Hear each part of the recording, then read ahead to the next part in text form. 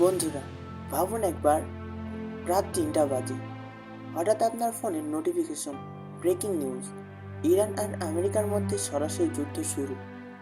কোনো সিনেমা না, কোনো থিওরি না, বাস্তব যুদ্ধ। এই এক লাইনের খবরের পর বিশ্বের স্টক মার্কেট থেমে যাবে, তেলের দাম লাফ দেবে, আর লাখো মানুষ জানবে আগামী দিনগুলো সহজ না। কিন্তু প্রশ্ন হলো, এই যুদ্ধে কে জিতবে আর আমরা কোথায় দাঁড়িয়ে থাকবো? এই যুদ্ধ হঠাৎ শুরু হবে না। এই যুদ্ধের বীজ বপন হয়েছিল আজ থেকে প্রায় ৪৫ বছর আগে, ১৯৭৯ সালে। ইরানে বিপ্লব, একদিনের মধ্যে বন্ধু থেকে শত্রু। আমেরিকার দূতাবাস দখল হয়, বিশ্ব বুঝে যায় ইরান আর আগের মতো নেই। তারপর একটার পর একটা ঘটনা, নিউক্লিয়ার প্রোগ্রাম, নিষেধাজ্ঞা, গোপন হামলা, ড্রোন, প্রক্সি যুদ্ধ। যুদ্ধ হয়নি, কিন্তু যুদ্ধ কখনো থামেওনি। এখন প্রশ্ন আসে, যদি সত্যি যুদ্ধ শুরু হয়, কে কতটা ভয়ঙ্কর? আমেরিকা আকাশে রাজত্ব করে, একটা বোতাম চাপলে ১০০০ কিলোমিটার দূরে আগুন নামে, বিমান, ড্রোন, স্যাটেলাইট সব প্রস্তুত। ইরান ইরান জানে তারা এই খেলায় আমেরিকার মতো না, তাই তারা খেলে অন্য খেলা, লুকানো মিসাইল, হঠাৎ ড্রোন, আর এমন সব যোদ্ধা যারা ইরানের নামে যুদ্ধ করে কিন্তু ইরানে বসে থাকে না। এই যুদ্ধ হবে অসম, কিন্তু সহজ না। যুদ্ধের প্রথম ৭ দিন হবে সবচেয়ে ভয়ঙ্কর। আকাশ কাঁপবে, রাডার ভেঙে পড়বে, ঘাঁটি ধ্বংস হবে। একই সাথে ইরান পাল্টা আঘাত করবে, মিসাইল উড়বে, ড্রোন নামবে।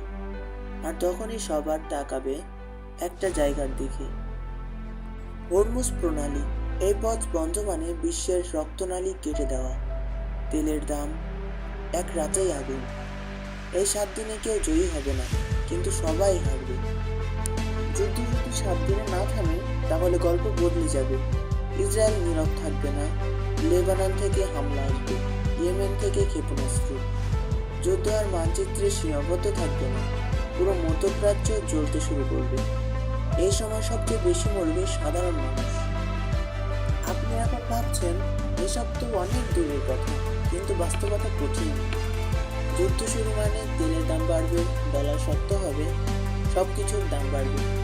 বাংলাদেশ এর মানে বাসের ভাড়া, বিদ্যুৎ বিল, নিত্যপণ্য। যুদ্ধ হয় বন্দুক দিয়ে, কিন্তু আঘাত লাগে পকেটে। এবার সেই প্রশ্ন, কে জিতবে? সত্যি বললে এই যুদ্ধে জেতার মতো কেউ নেই।